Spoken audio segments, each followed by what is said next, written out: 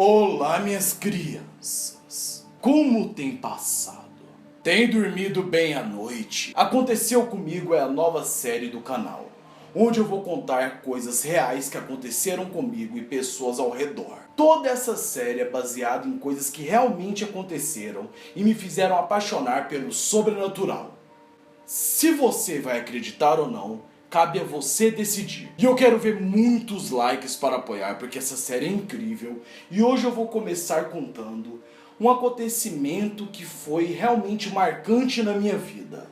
O dia em que eu joguei um tabuleiro Ouija e acabei entrando em contato supostamente com uma pessoa que já se foi, um ente querido meu.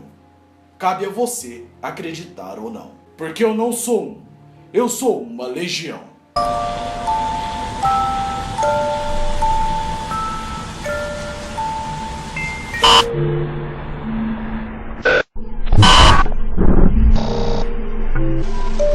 Havia completado 3 anos que minha mãe havia falecido. Ela foi executada a sangue frio, e isso chocou muito a minha família e todos que gostavam dela. Apesar dos seus feitos e de sua índole duvidosa, aquilo me chocou muito. Os meses foram se passando e junto com eles, a depressão chegou.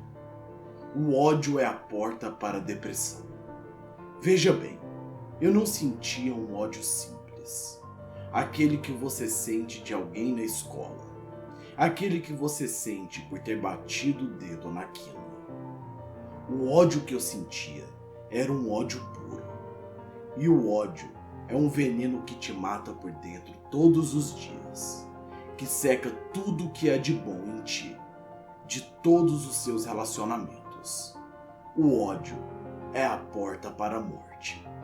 É a porta para um caminho no qual você nunca conseguirá sair, a não ser que você tenha muita força. Quando a minha mãe morreu, eu tinha 13 anos de idade. Na época em que isso aconteceu, eu já estava com 16 anos. E como todo jovem, eu sempre acreditava que nada de ruim iria ocorrer comigo. Porque afinal de contas, todo jovem acredita ser um pouco imortal. E essa sensação de imortalidade, somada ao ódio que existia em meu coração, dava um resultado muito peculiar. Eu acreditava que eu era imbatível. E por isso, eu estava no auge do meu ódio, do meu sarcasmo. E por causa disso eu conheci uma garota. Ela tinha 18 anos e estava no primeiro ano do ensino médio. Ela usava um visual um pouco quanto dark, o que nós chamamos hoje em dia de gótico. Ela era diferente, como uma rosa em meio ao caos. O ódio aproxima as pessoas que também possuem esse sentimento, então nós nos aproximamos um do outro. E com o tempo, acabamos nos beijando. E com mais tempo ainda, estávamos tendo um caso. A coisa mais peculiar dessa garota é que ela tinha um ar de mistério. Um mistério que eu queria desvendar. Por algum motivo eu me sentia muito atraído por ela. E não somente isso. Algo dentro da sua alma me chamava. É como se fosse uma atração que eu não sei te explicar. Mas era muito mais do que físico. Era algo espiritual. Veja bem, eu nunca fui muito de ficar. Eu sempre preferi ter casos. Quanto mais curto, melhor. Pois sempre acreditei que quanto mais longo o relacionamento, mais mostramos nossas fraquezas. E quando mostramos nossas fraquezas, as pessoas possuem uma arma contra nós. Fraquezas são armas, nas mãos de pessoas que nos odeiam ou que nos querem ferir. Ela tinha um apartamento no centro de Goiânia, aonde a sua família mandava dinheiro para ela estudar.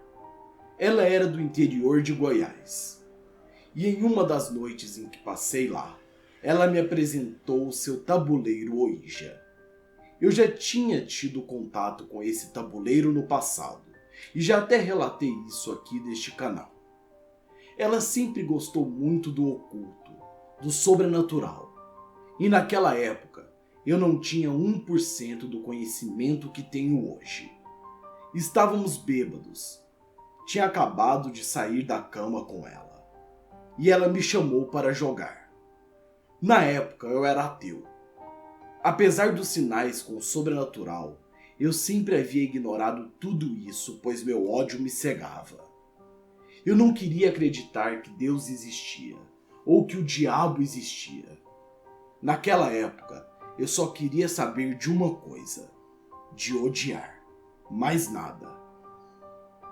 O tempo passou e a gente começou a brincar com esse tabuleiro. Não sabíamos das regras igual eu sei hoje.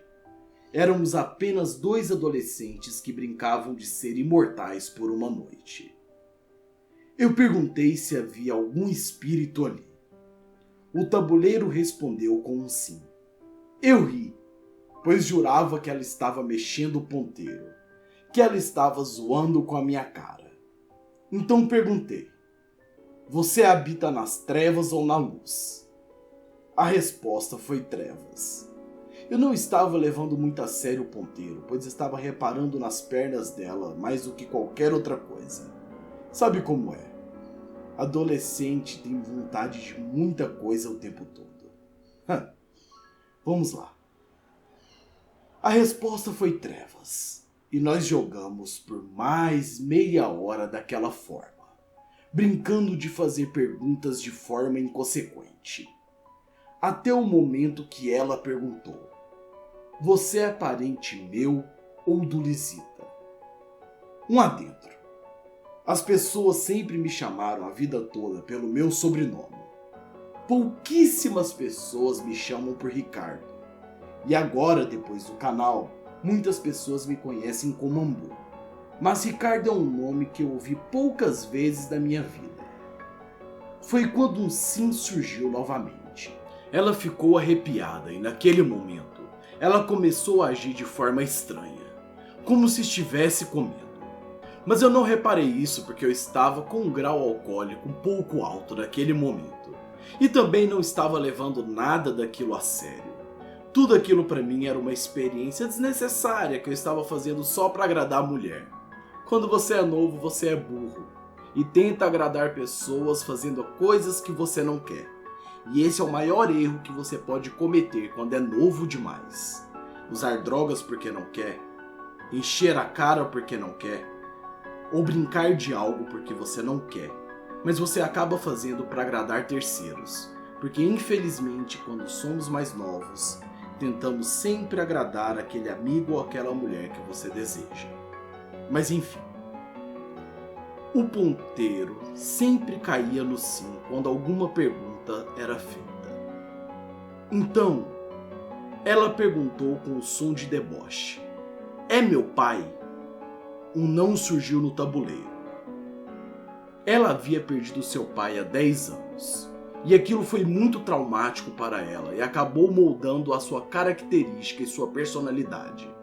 Quando perdemos alguém perto de nós, alguém muito próximo, isso altera totalmente o seu jeito de ser e o seu jeito de tratar as pessoas.